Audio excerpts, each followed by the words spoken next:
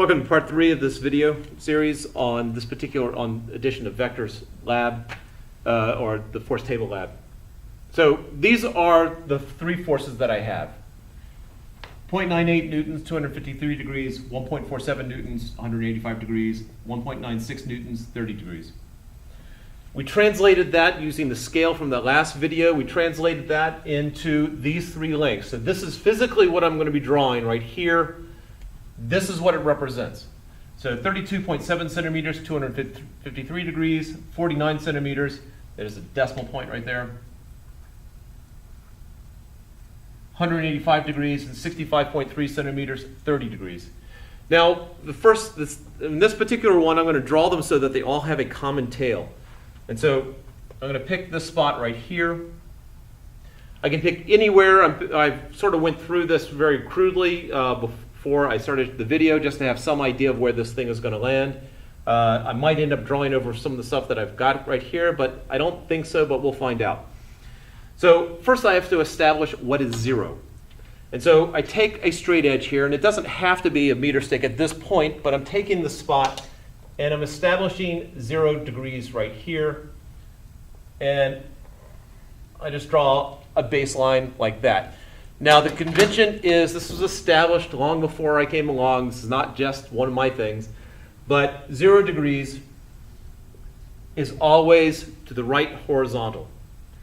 And so now at this point, all my angles are going to be based upon 0 degrees being that way. So we're starting out with, I just picked the first one right here, 253 degrees. Actually, let me start with this one right here, just because that's the most straightforward. 30 degrees, I have to figure out where's 30 degrees. So I pull out my protractor. I put it up here. I make sure that 0 is where, or my line is where it should be. If I do it right, 180 degrees, I should have 0 on one side, 180 degrees on the other. So I set this up.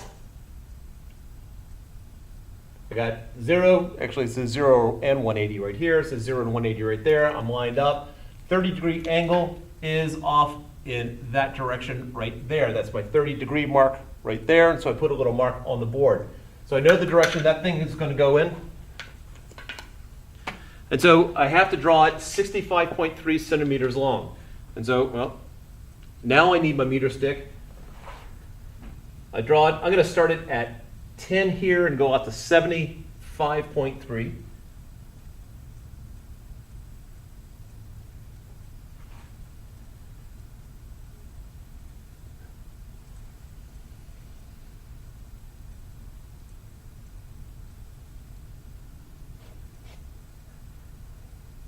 And now I'd be really careful here. This thing slipped just a little bit, and so I need to, obviously it's easier on a piece of paper. So force of gravity is actually helping it not slip. But on the board, it is not as nice. So 75.3, I overshot it.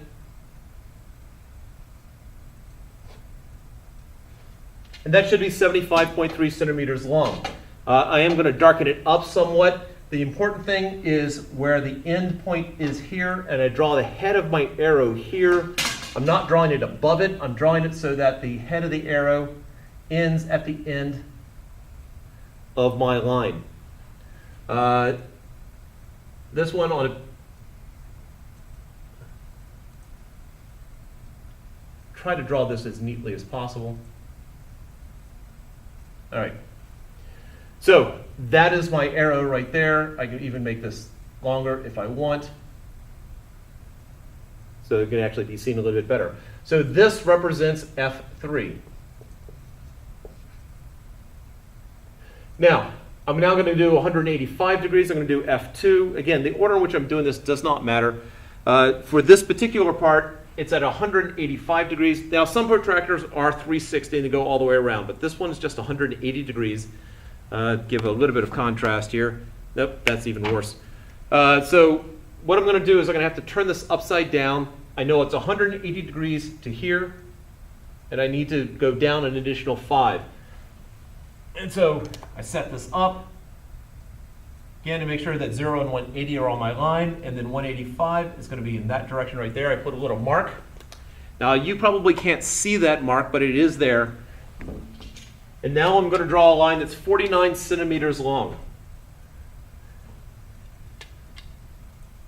And again, I'm going to start at 10. Generally with a meter stick, this one has a metal tip, so I could get away with actually doing it from the end, but on a lot of meter sticks and rulers as well, unless it's got some sort of protective cap on it, it is really worn down and is not necessarily at 0 where you think it's 0.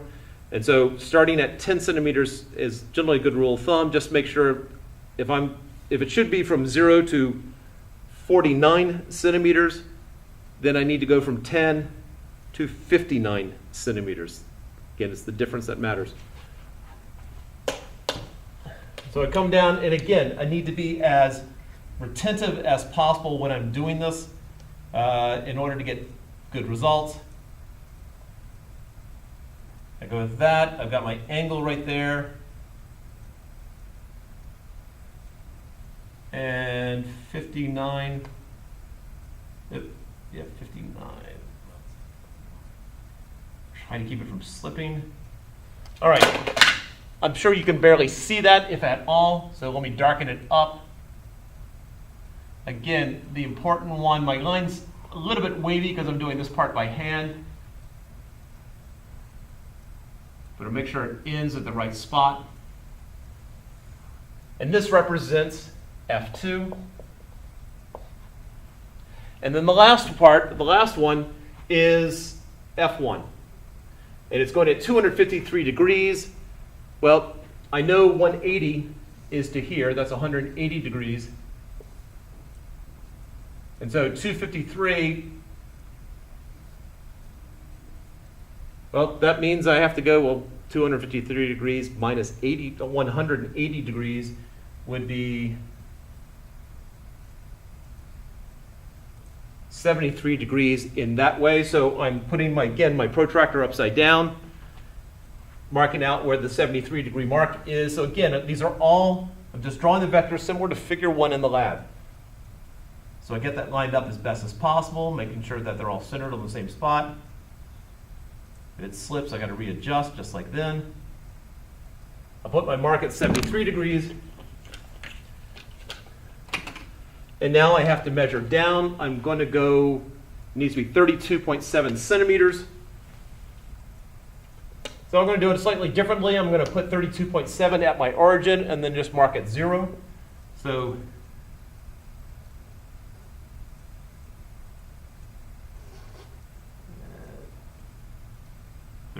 32.7, got to get the angle right also. That's 32.7, there's my angle, and I got a mark right there at 0. Now I'll just try to, I'm going to push it off to the side just slightly so I get my thickness here.